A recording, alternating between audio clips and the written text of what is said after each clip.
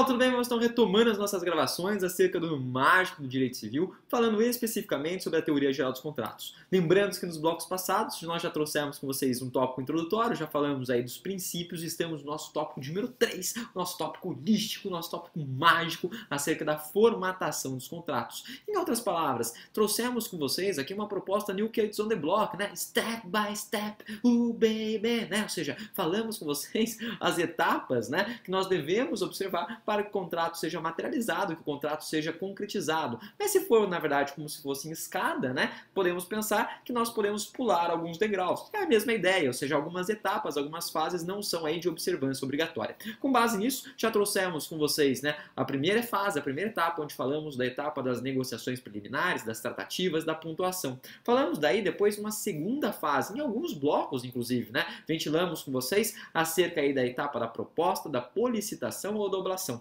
A partir de agora, né, pretendo falar com vocês pelo menos dos duas últimas etapas, duas últimas fases dessa formatação do contrato. Então, terceira etapa, né? Aí, terceira fase, que nós vamos começar a partir de agora, né, a falar. Seria a fase aí dos contratos preliminares, né? Então, terceira etapa, terceira fase, contratos preliminares, mais uma vez, que daí dá 3, fica mágico, holístico, Pai, Filho, Espírito Santo, Deus, eles oram, Deus, Atos, Poseidon, Odin, Odin, Tora e Friga, Brahma, Shiva e Vishnu, não importa, né? Terceira vez, então, contratos preliminares. Prof, você me disse que a segunda etapa, a segunda fase, né, etapa da proposta, ela tinha aí alguns artigos, ou seja, ela se encontrava cunhada e talhada em alguns artigos do Código Civil.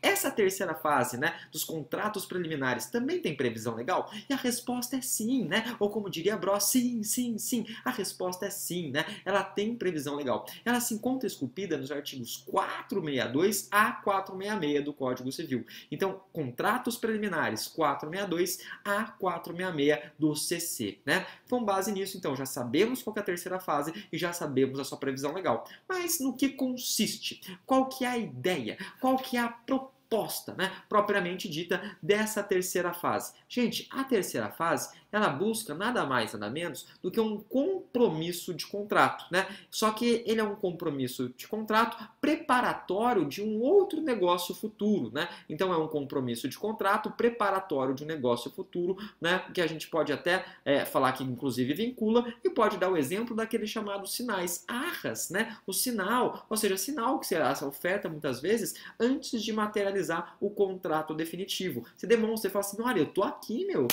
eu quero isso, né? Ou seja, eu quero aquilo que você está propondo. Tanto que eu tô te dando um sinal, né? Eu tô te dando aí uma entrada, né? Então, o arras, o sinal, nada mais é do que uma forma de um contrato preliminar, uma demonstração, né, de um compromisso de contrato, né, a ser materializado aí no futuro. Por isso que ele é preliminar, porque ele traz a ideia de ser prévio, né? Só que temos uma ponderação. Qual que é a ponderação? A ponderação é o seguinte, né? Como ela é, de certa forma, a demonstração aí de um contrato futuro, de um contrato que muitas vezes vai ser definitivo, ela deve ter todos os requisitos de validade do contrato definitivo. Deve ter todos os requisitos do contrato definitivo. Mas todos, prof. A gente sabe que no direito nem tudo é sempre, né? Ou seja, não existe sempre, não existe Severus Snape no seu leito de morte, always, né? Quando perguntam se ele sempre amou a mãe de Harry Potter, ele responde always, sempre, né? Aqui no direito não há sempre, temos uma exceção. Ou seja, deve ter todos os elementos do contrato definitivo, salvo, né? Exceto a forma.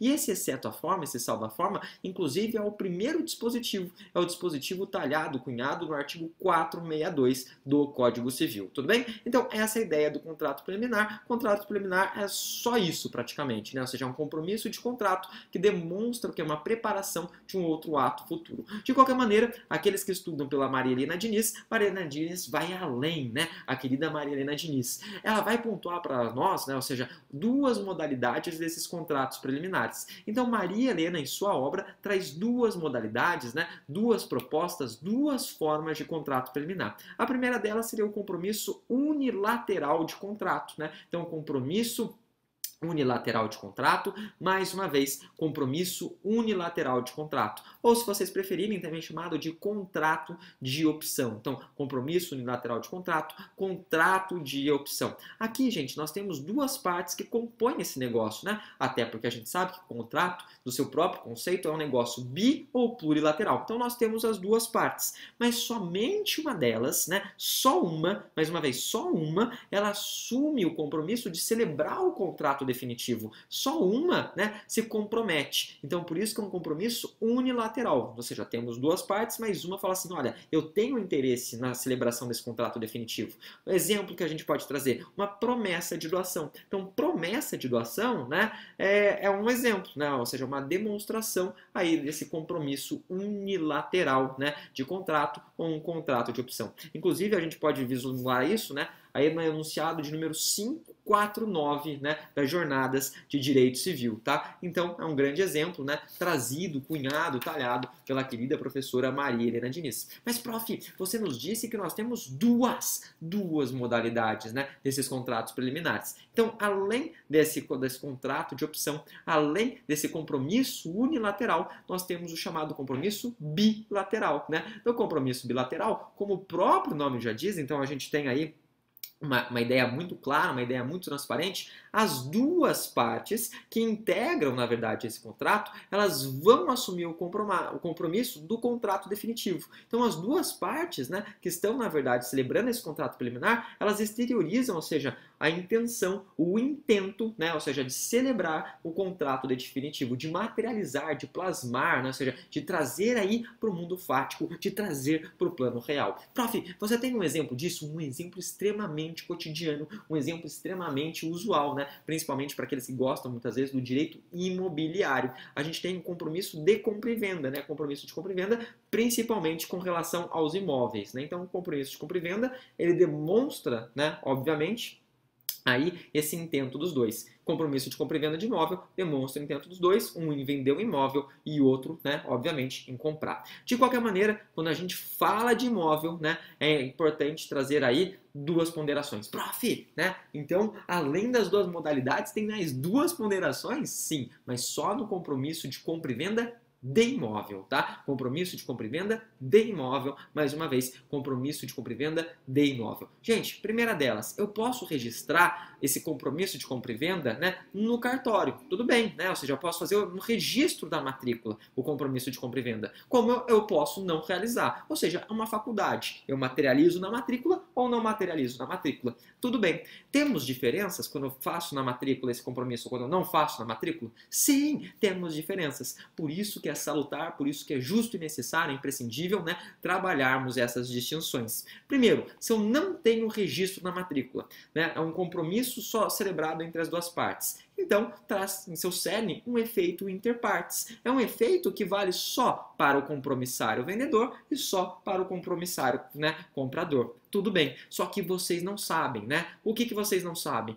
Além da possibilidade da cláusula de arrependimento, vamos supor que esse promitente aí, né, ou seja, o sujeito que se prometeu a vender, ele na verdade não celebra o contrato definitivo. Caraca, prof, o sujeito se comprometeu a vender e não vendeu, deu para trás, ou seja, não quis, né? Não quis materializar o contrato definitivo, mesmo tendo compromisso, putaria, 50 tons de cinza, né? Por isso que 50 tons é mágico, não é isso? 50 tons de cinza, 50 tons de liberdade, 50 tons mais escuros, né? Que loucura, prof, que loucura, né? Show de bola. Em outras palavras, o promitente vendedor, ele não vende imóvel. E o compromissário comprador, ele vai ficar aí, né, com a mão abanando? Claro que não. Nessa hipótese, gente, onde a gente não tem o registro desse compromisso de compra e venda averbado, né, ou seja, na matrícula do imóvel, se o sujeito não realiza a venda, surgem 3 situações. 3! Por que 3? Porque é mágico. Por que 3? Porque é holístico. Por que 3? Porque, na verdade, né, a gente sabe que é Harry, Rony, Hermione, Han, Luke e Leia. Ou, se vocês preferirem, Aragorn, Legolas e Gimli, né? Então, temos aí 3 opções. A primeira opção, né, seria uma ação de obrigação de fazer, para forçar o sujeito a vender, né? Isso está, inclusive, no artigo 463 do Código Civil. Então, é possível que aquele que quer comprar force, né, ajuize essa ação de fazer, forçando o indivíduo a materializar. É possível também entrar com uma ação de perdas e danos, né? Buscando aí o desfazimento desse negócio, que é o artigo 465 do Código Civil. E até aí também tudo tranquilo, né? Faz parte do jogo, ou seja, ou você força o sujeito ou você entra com perdas e danos. E é possível também, por demais, né, pedir que em demanda autônoma o juiz supra a vontade aí do vendedor, né? Isso está no 464. Então, em outras palavras, é possível você pleitear para que o juiz ele vá lá e materialize, fala assim, meu, né? Que putaria é essa? Você se compromete uma coisa e não realiza, né? What the fuck is this? Né? Que bodega é essa? Show de bola? É essa a ideação, então, com relação aí o compromisso de compra e venda que não se encontra na matrícula do imóvel. Prof, e se tiver na matrícula do imóvel, né? E se tiver registrado? Gente, se tiver registrado, primeiro detalhe, o efeito já não é mais inter partes. O efeito ele passa a ser um efeito erga omnes, né? Ou seja, é um efeito que vai para todo mundo, para everybody, né? E vou além, né? Gera uma obrigação que a gente, como diria Orlando Gomes, né, dentro dos direitos reais, que é uma obrigação de dar. Ele vai ter que entregar o imóvel, não importa, está registrado, né? Ou seja, está materializado, né? Lembrando-se, contudo, entretanto, todavia, que nessa hipótese, justamente que já está registrado, não haveria a possibilidade do direito de arrependimento. Inclusive, nós temos uma súmula, que é a súmula, se não me engano, 166 do STF, né? Que é uma súmula que vem justamente nesse sentido. E, gente, só para acabar a etapa da formatação do contrato, vou para a última e quarta fase, né? The last one, né? A última, a derradeira, a etapa do contrato definitivo.